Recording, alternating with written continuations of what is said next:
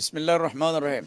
আপনার প্রশ্নটা অত্যন্ত সঙ্গত প্রশ্ন, কিন্তু আমরা যেটা ফিল করি, জামায়াতে ইসলামী বাংলাদেশ এটা একটা পুরাতন দল, এটার মধ্যে কোনো সন্দেহ নেই।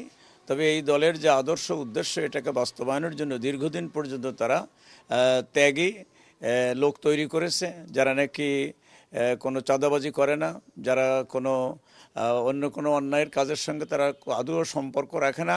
এরা নিজেরা টাকা দিয়ে দল করে এবং যারা সদস্য তাদের 5% অবশ্য তাদের দেওয়া লাগে সংগঠনকে।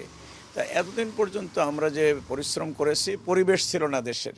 আমাদেরকে জানা আছে যারা ক্ষমতাসীন ছিল তারা নির্বাচন করতেই দেয়নি, বরং অপপ্রচার করেছে।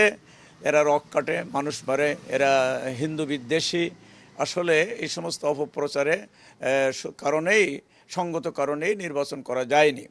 আমরা এবছরের যে নির্বাচন আমরা লক্ষ্য করেছি, আমাদের দলের যে শৃঙ্খলা এটা সকলেই জানে যে কোনো বিদ্রোহী প্রার্থী নাই, নেতার কথা অত্যন্ত গুরুত্ব সহকারে মানে, যার ফলশ্রুতিতে আমরা বিগত 1 বছর ধরে মাঠে ময়দানে আসি এবং হাটে বাজারে বন্দরে মসজিদে গির্জায় এবং মন্দিরে পর্যন্ত আমি গিয়েছি। সেখানে আমরা দেখেছি যে সকলেরই একটা স্বতঃস্ফূর্ত সাড়া। বিশেষ করে আমাদের যে আমির ডাক্তার শফিকুর রহমান, তার কথা অত্যন্ত মার্জিত, শালীন এবং সাবলীল।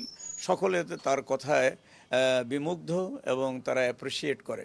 এই জন্য আমরা মনে করি গোটা দেশের মধ্যে রাজধানী সহ সর্বত্র একটা সাড়া পড়েছে। আমি আশা করি জাতির যে স্পন্দন দেখা যাচ্ছে, এটা যদি অন্য কোনো অপশক্তি যদি এর মধ্যে বাধা বিপত্তির সৃষ্টি না করে, তাহলে জামাত তার এককভাবে তারা সংখ্যাগরিষ্ঠতা লাভ করবে এবং বিজয়ের সম্ভাবনা অত্যন্ত বেশি বলে আমি মনে করি। আমরা আওয়ামী লীগ ভোট দিবে আর কে দিবে না এটা আমরা অঙ্ক করি না। আমাদের দলের নেতা অনেক আগের থেকেই বলেছে। গত 4-5 দিন আগে এখানে আসছিলেন উনি কলেজ মোড়ে, রাত 10টার দিকে যে সমাবেশ করেছে সেখানে প্রায় 10,000-এর মতো লোক দেখেছে অনুমান।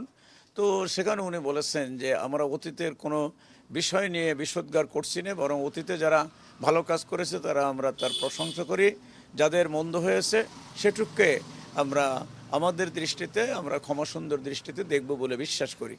বাকি এইরকম রিউমার তো অনেকেই উঠাতে পারে। আওয়ামী লীগ যদি আমাদেরকে ভালো মনে করে, তাদেরকে দরদি বন্ধু মনে করে, তো ভোট দিবে।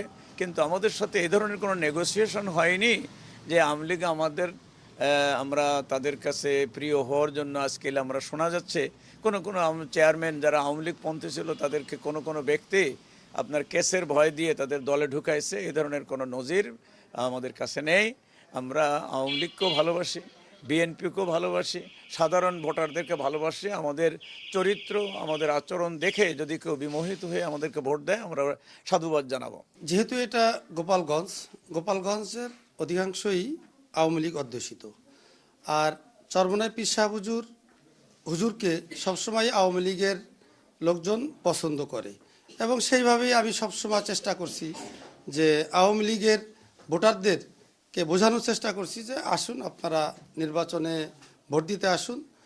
আপনারা যদি ভোট দেন তাহলে এদেশে সমতার ভিত্তিতে সব কিছু বন্টন হবে। কারণ হলো, চরমনাই পীর সাহেব হুজুর সম্পর্কে বাংলাদেশের মানুষ যেমন জানে, আওয়ামী লীগও জানে যে তাদের কথা কাজে সবসময় মিল থাকে।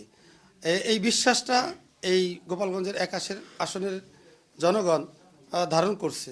এজন্য আমার ধারণা যে আগামী নির্বাচনে এই গোপালগঞ্জ 1 আসনের জনগণ আমাদেরকে ভোট দিবে। এখানে আসলে আওয়ামী লীগের একটা ভোট ফ্যাক্ট এবং আওয়ামী লীগের বড় একটা অংশ আগামী নির্বাচনে আমাদেরকে ভোট দিবে এবং সেই ভোট মাধ্যমেই আমাদের হাত পাখা জয়লাভ করবে বলে আমি বিশ্বাস করি। যেহেতু এবার আওয়ামী লীগের প্রতীক নাই, আর চরমনাইয়ের পীর সাহেব হুজুরকে আওয়ামী লীগ বা সাধারণ জনগণ ভিন্নভাবে দেখে। আওয়ামী লীগের একটা বড় অংশ আছে, সেই সাধারণ জনগণই আমাদেরকে এবার বেছে নিবে। কারণ হলো, বাংলাদেশে চরমনাই পীর সাহেব হুজুরের আলাদা একটা গ্রহণযোগ্যতা আছে। সাধারণ মানুষ এই গ্রহণযোগ্যতাকে আওয়ামী লীগের লোকই আমাদেরকে মনে করে ভোট দিবে।